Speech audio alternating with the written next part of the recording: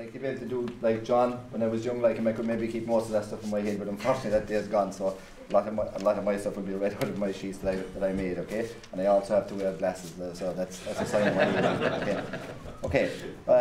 So the first minute or two, I'm just going to talk about where we came from, where the clubs came from in Kerry, really. The letters GA, in my mind, should stand for Greatest Amateur Association, because that's what the GA is, the greatest amateur association in the world.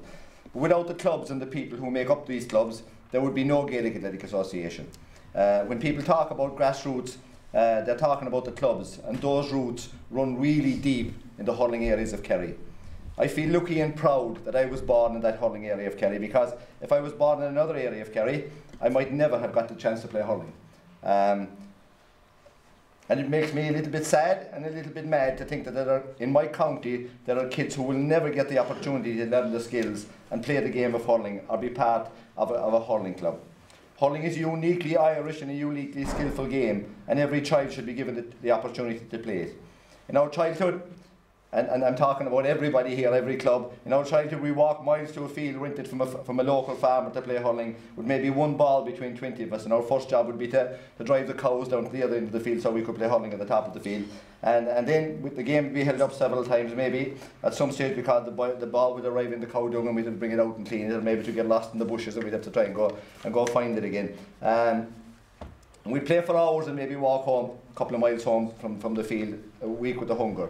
I still have the first medal I won with Causeway. Matter of fact, it was pulled out at Christmas out of some corner of a drawer, and the inscription on the back of it says Ogana Contoka 1963. But what I remember most about that was being presented with the medal in Causeway village, and full of excitement, racing home the mile I am from the village to show the medal with all excitement to my mum and dad. The point about all that is, once this game of hurling gets under your skin, you never shake it off. Thank God for that. You know.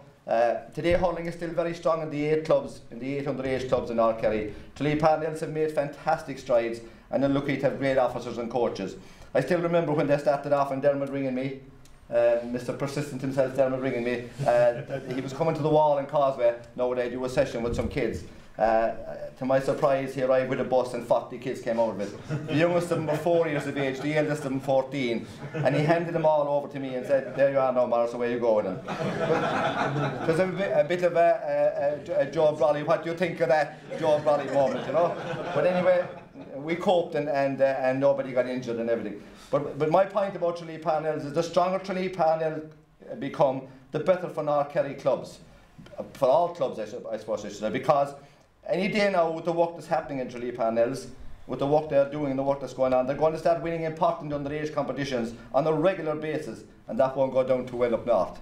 That's for sure. The townies coming out and beating us is not a good thing that happens up in North Kerry anyway. So the 8 clubs in North Kerry will have to knuckle down and work a bit harder to get back to the top again. And of course, the overall winner there will be the game of hurling. Great work is happening in the schools and in Dr. Crokes in Killarney, led by John Linehan down there and David, both of them. But the 2 clubs closest to my heart in North Kerry, or in South Kerry, Kilmare and Kilgarvan, are on the rise again. Because hurling, like in North Kerry, is in their blood, and the roots are equally as deep down there. Remember that we in North Kerry can drive 10 minutes down the road, play a game against our neighbours, drive 10 minutes home. If they want to do that in South Kerry, they have to drive an hour and a half up to North Kerry, play their game, and drive an hour and a half home. You know, that's where they're coming from, to have the same pleasures as we have. Okay, so what are the 3 most important steps we have to take to keep underage hurling strong in our clubs? The first is in primary schools, with club presence. So I'll deal with that first. Maybe it's a bit overlapping with tweak, but I think it's an important thing. Every club must have a presence in its local primary school. In North Kerry, we are all rural clubs, and our numbers are small. So we must make sure that every boy and girl is part of our club. How do we do that? Well, in Mount Sion in Waterford, every kid, junior infant, and his first day at school is welcomed into the school by the club with a hurling and a ball. That's his present for his first day in school. And the club coaches will call a couple of times that week and show him how to hold the hurley properly and dribble the ball, etc. All small but very important things.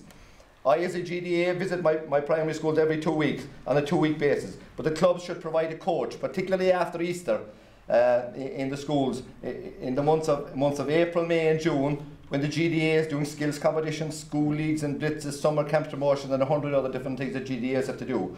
The club should also provide some slitters and hurleys for the school, just to strengthen the link between the school and the club. This will ensure that no child will be lost and that all get a chance to play for the club.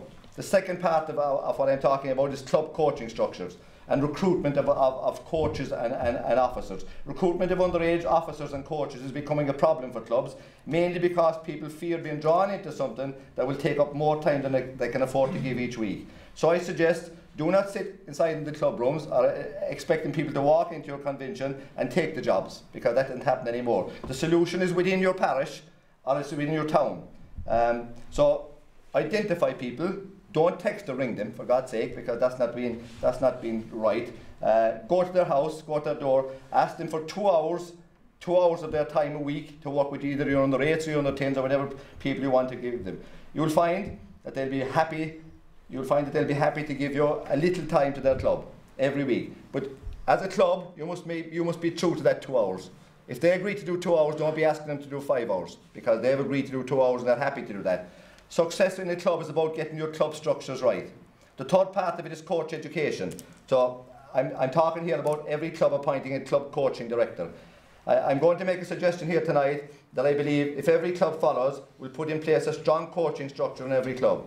I as the GDA have just finished my training as an Award 2 tutor in Munster, and this course will be rolled out to all the clubs in Kerry during the months of October, November and December. I promise I will bring the best people to Kerry to give each module of that course, so that the participants will get the best training affordable.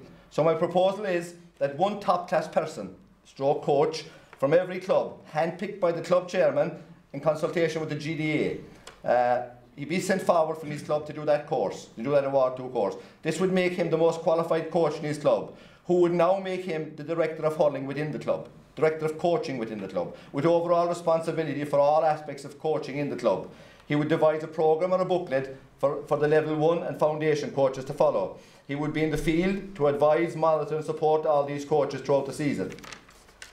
He would push the best foundation coaches forward to Award 1, and after a couple of years he would identify the best Award 1 coach in the club for his position when he felt his time was up. All the time bringing new coaches at foundation level into the club. When you listen to great players, you always hear them say that the club is the most important and special part of their sporting life. It is where they started and where they finish. And they always remember their first coaches as the people who showed them how to hurl, strike the ball and hook and block. Everybody here and all in Kerry hurling love their clubs. That is why there is such passion and colour about Kerry hurling. We live in each other's back pockets, we go to school together, we drink together, we intermarry each other, we love each other, we back each other up. And for 1 hour every year on Championship Day, we don't like each other very much. But the one thing we all have in common is we all love hurling. I always encourage kids to have a hurling ball in their hand. Maybe when you're going for the cows, maybe when you're going to the shop for a pint of milk for your mum. Make the hurling another part of your body, and this game will give you a lifetime of pleasure. In this county, as you get older and people see the talent you have, they try to convince you that you're wasting your time playing hurling, and you should switch to their game. By all means, play other games. Don't stop anybody from playing other games, but you'll never find a game like hurling. I read recently about Shane Long, the ex-Tipperary minor hurler, and he now plays his soccer in the Premiership in England, that when he gets home from work in the evening, and work to him is soccer, he gets his hurley and he slits it out, goes to the back of the house and hurls against the wall, as he did when he was a kid in Tipperary. I still do that at 63 years of age. And you might ask, why do we all do that? Because it's hurling, and hurling is the greatest game in the world. Thank you.